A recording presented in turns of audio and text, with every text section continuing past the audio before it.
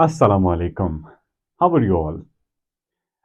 आज मैं डिस्कस करूंगा आपके साथ एक बहुत ही अहम टॉपिक जो कि हमारे ग्रामर का है, वो है नरेशन। नरेशन तब तक आपको समझ नहीं आएगा जब तक कि आप एक कांस्टेंट पेशेंट लिसनर नहीं बनेंगे, जब तक कि आप एफर्ट्स नहीं डालेंगे इसको समझने के लिए, तब तक कभी नहीं समझ आएगा।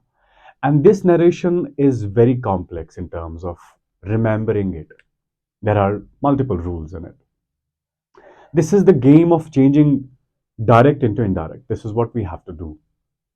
So, before we start delivering lecture on narration, let me give you my introduction. My name is Ramiz Ismail, and I'm your guide and teacher of English grammar, as well as English also. So, I'm going to make some videos on a very important topic, that is narration. Narration. What is basically narration? It means to tell or to say or to report. Narration का क्या मतलब होता है? Report करना, बोलना। अब अगर आप दुनिया में देखोगे ना, बोलने के दो तरीके हैं, रिपोर्ट करने के दो तरीके हैं पूरी दुनिया में। This is universal. How do we do it? Either you report the exact words of the speaker or you give the summary in your own words. In your own words. Reporting has two types. One type of reporting is we quote the exact words of the speaker.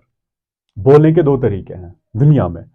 एक तरीका क्या होता है, आप बराबर वही word use करोगे जो कि किसी स्पीकर ने बोले हैं, विदाउट मिक्सिंग, एडिंग और subtracting. You quote the line as it is. Number one. Number two, you do not quote the exact words of the speaker, right? You give the summary of it. You give the gist of what the speaker has said. बोलने के दो तरीके हैं। एक तरीका है कि आपने बराबर वही वाले वर्ड्स यूज किए जो कि राइटर ने, जो कि स्पीकर ने बोले थे। दूसरा तरीका होता है आप उसके वर्ड्स यूज नहीं करोगे, आप वो उसकी लाइन को अपने तरीके से बोलोगे। And this is the universal fact, we all do it. Every society, every culture does it. हम जब बात बोलते हैं, या तो हम उसी की लाइन को कोट करके बोलते हैं या उसकी लाइन को अपने तरीके से बोलते हैं। This is what is narration. Narration, as I said, is the game of changing direct into indirect, right? Telling, the art of telling, the art of reporting. Okay, so there are two arts of reporting. One art of reporting is where you quote the exact lines of the speaker, exact words of the speaker, and the second one is where you do not quote the exact words, you give the summary of what the speaker has said. अब जहां पे आप exact words coat करते हो उसको हम बोलते हैं डायरेक्ट स्पीच। क्या बोलते हैं? Direct speech. और जहां पे आप समरी देते हो, उसकी बात को अपने तरीके से बोलते हो, उसको हम बोलते हैं बेटा indirect speech. Hope this is clear. Now if anybody asks you what is direct speech, what is indirect speech, I think the definitions are clear. In direct speech you quote the exact words of the speaker. Direct speech में आप उस speaker के बराबर वही words coat करते हो, वही words लाते हो जो कि उसने बोला था। आप अपने तरीके से, अपने साइड से कुछ भी मिक्सअप नहीं करते हो। ठीक है, ये होता है डायरेक्ट स्पीच। फिर इनडायरेक्ट स्पीच में क्या होता है, हम उसकी बात को अपने तरीके से बोलते हैं, हम उसकी लाइन को बराबर वैसे ही कोट नहीं करते हैं जैसे उसने बोला था। हम क्या करते हैं, हम समरी देते हैं जो कि स्पीकर ने बोला था, right? This is, as I said, this is what is narration. Okay, now second element which is very important, so this would be our introduction, right? Rules हम इसके बाद आएंगे, rules पे भी, लेकिन let's we have to understand what basically narration is and how does it work. And there are important elements before we discuss rules. What are those elements? Let's start. हमारा यहां तक तो आपको क्लियर हो गया होगा डायरेक्ट और indirect speech. अब डायरेक्ट को कैसे पहचानेंगे हम? ठीक है, डायरेक्ट स्पीच को हम कैसे पहचानेंगे? डायरेक्ट स्पीच, इसको कैसे पहचानेंगे? You have to remember 3 points. Number one, we use inverted commas. Inverted commas को हम यूज करते हैं. Number two, reported speech and reporting verb are separated by a comma. हो गया दूसरा. तीसरा point, which is important. First letter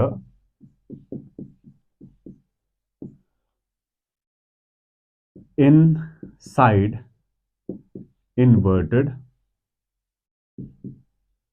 commas will always be capital. Beta, these are the three identification marks of identifying whether a line is direct or indirect. क्या होगा? सबसे पहले inverted comma use होंगे उस लाइन में, उसको पहचानने के लिए क्या होगा? Inverted comma. इन्वर्टेड कॉमा किसको हम बोलते हैं बेटा? ये हैं हमारे इन्वर्टेड कॉमास. आई होप कि मेरा कैमरा फोकस कर पाएगा ये वाले दो छोटे इन्वर्टेड कॉमास. इनको मैं ऐसे अनसर्कल करता हूं, हो सकता है आपको दिखे. तो बेटा ये हम यूज करते हैं किसके लिए? एग्जैक्ट लाइन के को रेफर करने के लिए. दूसरी बात, हम रिपोर्टेड स्पीच और रिपोर्टिंग वर्ब को अलग अलग करने के लिए we use a comma. Simply ये वाला mark. Okay, comma. First letter inside inverted commas will always be capital. First letter will be capital. कहां पे? जब हम इन्वर्टेड कॉमा यूज करते हैं, सबसे पहला लेटर इनसाइड इन्वर्टेड कॉमास क्या आएगा? कैपिटल. हमेशा आएगा. This you have to remember forever. ये कभी चेंज नहीं होगा ये रूल. ठीक है, ये है 3 मार्क्स किसके? डायरेक्ट स्पीच के. अब आते हैं हम इनडायरेक्ट स्पीच के 3 पॉइंट्स जो कि हमें हेल्प करेंगे इनको पहचानने के लिए. Indirect speech. बेटा these are very important rules, remember. Number 1, no inverted commas used. No inverted commas used. Number 2, comma is eliminated. Comma is eliminated. Third one, conjunction that is used. ये हैं भाई आपके 3 इनडायरेक्ट स्पीच के marks. How do we identify whether the line is indirect or direct? Direct speech में क्या होगा? Inverted comma use होगा. Direct speech में क्या होगा? रिपोर्टिंग वर्ब और रिपोर्ट स्पीच के बीच में कॉमा होगा. डायरेक्ट स्पीच में क्या होगा? पहला लेटर इनसाइड इन्वर्टेड कॉमास जो हमेशा कैपिटल ही आएगा. अब 3 चीजें जिससे हम पहचानेंगे वेदर दिस इज इनडायरेक्ट और नॉट. नंबर 1, इन्वर्टेड कॉमास हम यूज नहीं करते. हो गया खत्म, इन्वर्टेड कॉमास नहीं होंगे. नंबर 2, कॉमा नहीं होगा, ये वाला बीच में नहीं होगा. Now what we do in order to eliminate this comma in direct speech, right? When you are asked to change direct into indirect, अब आपको indirect बनाना है तो उसके लिए क्या करोगे? कॉमा खत्म करोगे. उस कॉमा के एलिमिनेट करने के बाद आप that यूज करेंगे indirect speech में as a conjunction, right? As a joining word. It will join your left hand side with the right hand side. तो हम 3 चीजें जो डायरेक्ट स्पीच में यूज करते हैं और 3 चीजें जो इनडायरेक्ट में यूज नहीं होती हैं. जो यहां पे यूज होंगी वो यहां पे यूज नहीं होंगी. This is how we identify whether the line is direct speech or indirect speech. अब कैसे पहचानोगे डायरेक्ट स्पीच है कि नहीं है? आपको इन्वर्टेड कॉमास देखना है. कैसे पहचानोगे है या नहीं है? आपको कॉमा देखना है. रिपोर्टिंग वर्ब और रिपोर्ट स्पीच. अब बेटा आप बोलोगे what is R S and R V? Reporting verb क्या होता है? रिपोर्टेड स्पीच क्या होता है? क्योंकि ये वाला तो नया, ये तो नई नई टर्म है. आप you are not familiar with this. So let's understand what is reporting verb and what is reported speech, right? Reporting verb is a verb or is a word which helps us, which we use to report a line, report a sentence. Okay, मैं फिर से बोल रहा हूं, reporting verb ऐसा word होगा, ऐसा verb होगा जिसकी मदद से हम वो लाइन को रिपोर्ट करते हैं जो स्पीकर ने बोली है। ठीक है, वो वर्ब जिसको हम यूज करके वो लाइन को रिपोर्ट करते हैं, उसको हम लिखते हैं सिंपली। रिपोर्टेड स्पीच क्या होता है? दैट एग्जैक्ट लाइन जो आप लोगों ने रिपोर्ट करी है, वो वर्ड जिससे हम रिपोर्टेड स्पीच को रेफर करते हैं, रिपोर्टेड स्पीच को लिखते हैं, उसको बोलते हैं रिपोर्टिंग वर्ब। और जो लाइन हमने लिखी है, that is reported speech, the speech of the speaker, the line of the speaker. I hope this is understood.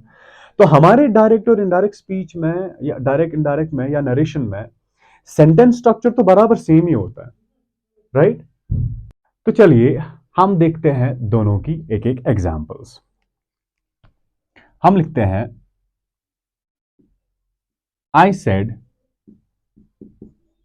Comma inverted commas begin, I right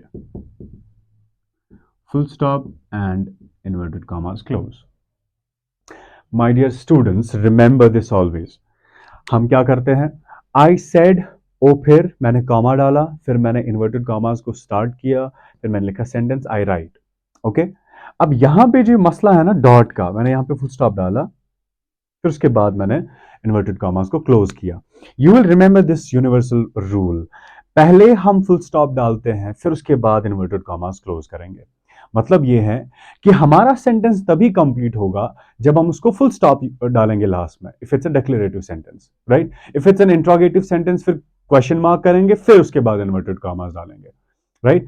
अगर ये डिक्लेरेटिव सेंटेंस है तो हम फुल स्टॉप डाल के फिर इन्वर्टेड कॉमास को close करेंगे, राइट? तो पहले फुल स्टॉप आएगा, पहले क्वेश्चन मार्क आएगा या पहले एक्सक्लेमेशन मार्क आएगा, उसके बाद हम इन्वर्टेड कॉमास को क्लोज करते हैं। इसको हम प्रोफेशनल लैंग्वेज में बोलते हैं, जब आप इन्वर्टेड कॉमास को स्टार्ट करोगे इसको बोलते हैं कोट, और जब इसको एनक्लोज करते हो, बंद करते हो इन्वर्टेड कॉमास को, इसको हम बोलते हैं एनकोट। ओके, तो अब मुझे बताइए, जो हमने 3 यहां पे मार्क्स पढ़े डायरेक्ट स्पीच के, वो तीनों मार्क्स क्या यहां दिख रहे हैं? हाँ, एक है इन्वर्टेड कॉमा, किया मैंने यूज, एक है कॉमा, यहां पे हो गया 2, and first letter is capital. ठीक है, इसका मतलब ये हुआ कि मैंने इन्वर्टेड कॉमा देखा, कॉमा भी देखा और फर्स्ट लेटर कैपिटल भी देखा। This is definitely reporting or direct speech. How? क्योंकि ये 3 चीजें हैं वहां पे। अब ये जो कॉमा का लेफ्ट साइड है और ये वाला राइट साइड है, ये है हमारा said which is a verb. मैंने अभी बोला जिस वर्ब से आप किसी सेंटेंस को रिपोर्ट करते हो, दैट इज रिपोर्टिंग वर्ब। ये है हमारे रिपोर्टिंग वर्ब, क्योंकि इस वर्ड से हम ये इसको रिपोर्ट कर रहे हैं। वो वर्ड जिससे हम हेल्प लेते हैं ताकि हम रिपोर्टेड स्पीच को इंट्रोड्यूस करें, उसको लिखें, उसको हम बोलते हैं reporting verb. Okay, reporting verb. और जो लाइन हम कोट करते हैं उसको बोलते हैं रिपोर्टेड स्पीच, RS। ठीक है, अब मुझे इसको बनाना है इनडायरेक्ट स्पीच। उसके लिए क्या रूल्स है? इन्वर्टेड कॉमा मुझे खत्म करना है, मुझे कॉमा बीच में खत्म करना है, और दैट मुझे बनाई एलिमिनेट इन्वर्टेड कॉमास, मुझे उसके बदले दैट लगाना है। Now see how do we write it. I said that, यहां पे इन्वर्टेड कॉमास भी खत्म, ये वाला भी खत्म। आई रोट, फिर फुल स्टॉप। ये है इनडायरेक्ट स्पीच। क्यों? इन तीनों में से कोई भी वहां पे यूज नहीं हुआ है, and that which has been used as a conjunction. अब बताओगे आप राइट क्यों रोट बना? भाई दिस इज अ रूल, हम आहिस्ता आहिस्ता से आगे चलेंगे, हमें पता चलेगा राइट क्यों रोट बना, राइट? इसकी क्या वजह थी, विल बी इंशाल्लाह knowing that very soon, right? तो ये है इंट्रोडक्शन हमारा, राइट? अभी हमने कोई रूल डिस्कस नहीं किया, अभी हमने कोई ये नहीं सीखा कि किस टेंस को किस में चेंज करना है। This will serve us as an introduction of narration, right? तो ये सारी चीजें आपको याद रखनी है, फिर आगे जाके जब हम रूल्स पढ़ेंगे ये सारी चीजें हमें काम आएंगी जो कि हमें इंट्रोडक्टरी स्पीच में दी है, right? First of all our challenges कि हमें पहचानना है कि भाई ये सेंटेंस डायरेक्ट स्पीच में है, आता है, या ये इनडायरेक्ट स्पीच वाला है। अगर डायरेक्ट है तो क्यों है, अगर इनडायरेक्ट है तो कैसे किया हमने वो। ठीक है, पहले तो हमें पहचान होनी चाहिए ना कि हम कैसे पहचानेंगे कि सेंटेंस डायरेक्ट स्पीच है या इनडायरेक्ट स्पीच है। So once we come to know whether this is direct और indirect, then we have to apply rules. Then present simple changes into past simple, then present continuous changes into past continuous, वो हम आगे जाके करेंगे। तो यहां जाके जो हमारा इंट्रोडक्शन खत्म हुआ है, अब हमारे रूल्स स्टार्ट होते हैं, राइट। तो वो रूल्स करने से पहले हमें जो चीजें एक लैडर के तौर पर यूज करनी थी वो है हमारा इंट्रोडक्शन। अब हम डायरेक्टली आते हैं रूल्स पे।